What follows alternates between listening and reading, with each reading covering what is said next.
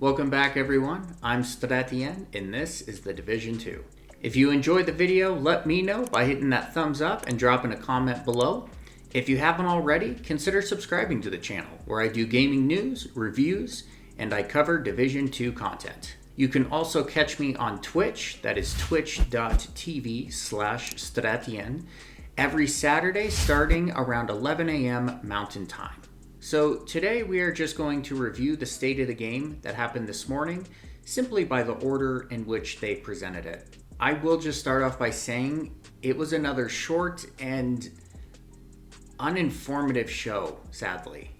There was unfortunately not a lot to it again. So let's just go ahead and kind of jump in here. So the first thing they gave us was dates. Obviously today being 8/19 of 20, they are or were talking about appearance mods.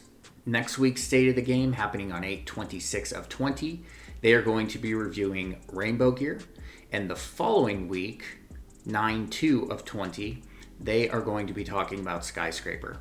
This is frustrating already. This was very frustrating for me to see because I've mentioned this a couple videos now that Skyscraper is just so important.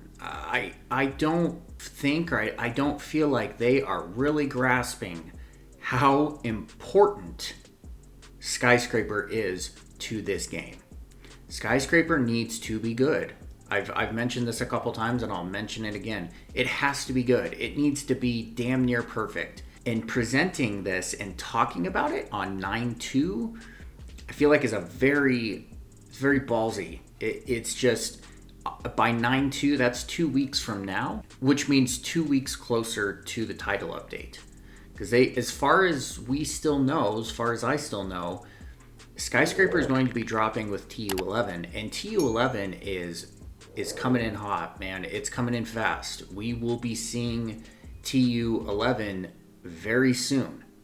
So I do not understand where their heads are at. Like, why are you waiting until 9/2 to talk about Skyscraper, the 2nd of September, to be talking about Skyscraper? It's just such a bad decision, and I don't get it. I do not understand it. But that is, I've talked about that multiple times, so we'll go ahead and move on from that. After they brought up the calendar of all the show dates, what they were going to be talking about, the first thing they got into was appearance mods.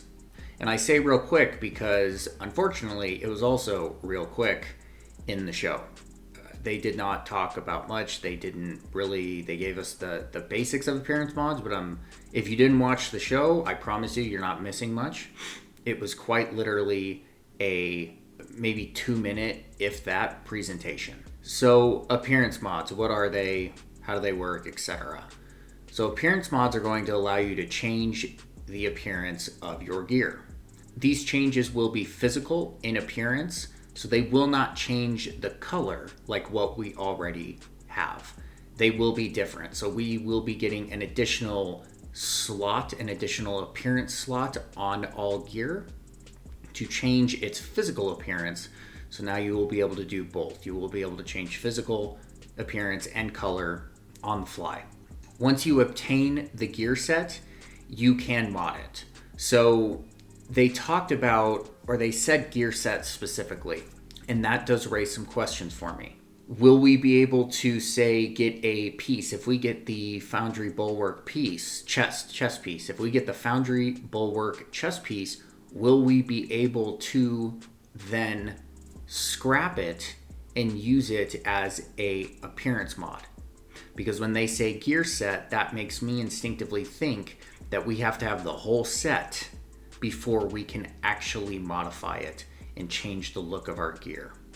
That's something that I'm not 100% clear on, and they didn't really say, because again, they really didn't go into jack squat. So you will be able to delete the gear piece, but the appearance will stay permanently in your library. So this is going to work exactly the same way, sounds like exactly the same way as our recalibration, to where you just need to get it once. You probably need to sacrifice the gear, maybe, I would imagine.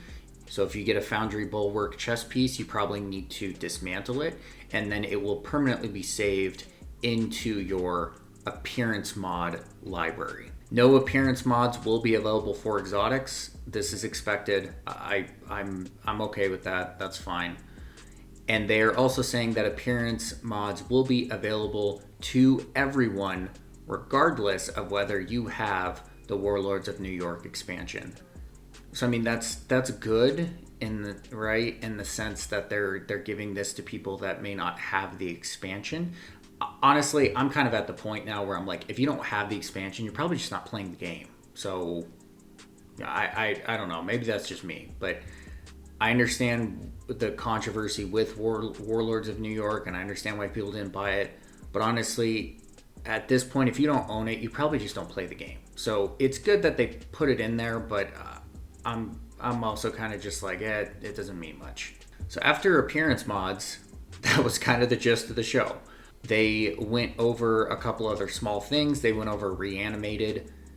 I mean, there's not really much to review there. It's the same stuff. There's really nothing different here.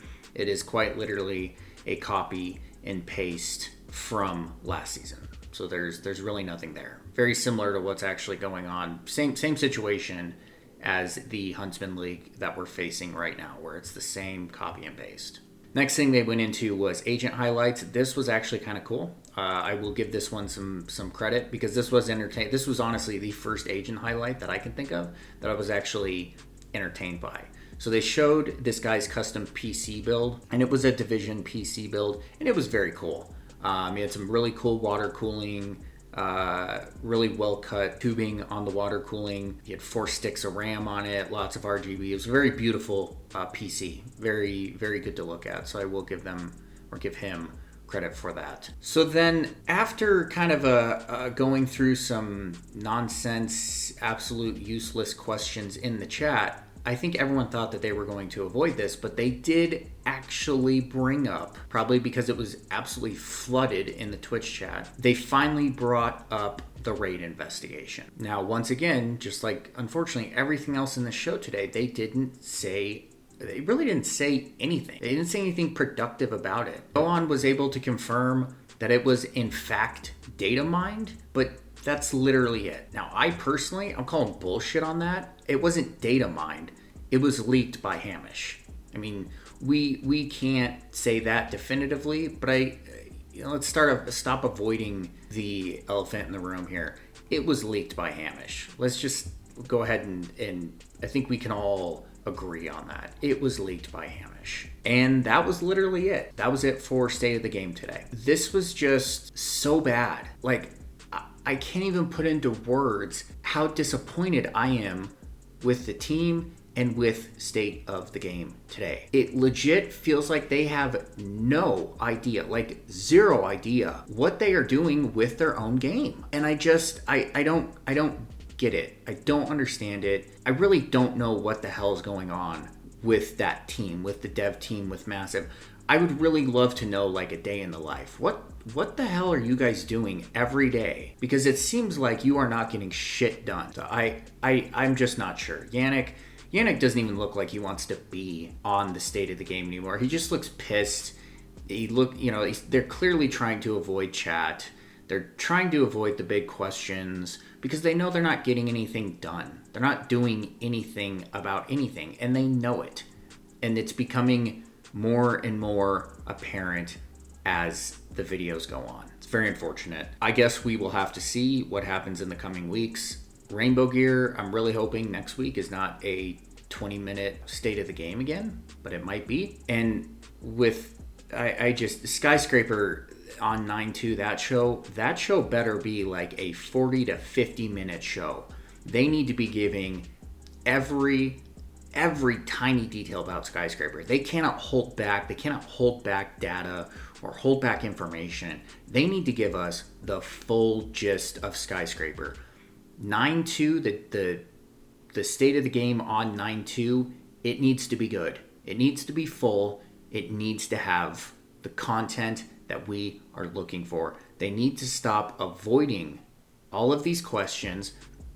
They need to just punish people for the raid investigation. I mean, the longer that they let this go out, the more and more they are hitting just the morale of the community. The people that play this game, it is literally like a kick in the metaphorical nuts to sit here and avoid it and not do anything about it. I think that's about it for me. I'm gonna try to not go on this huge rant, so I'm just gonna go ahead and cut it now.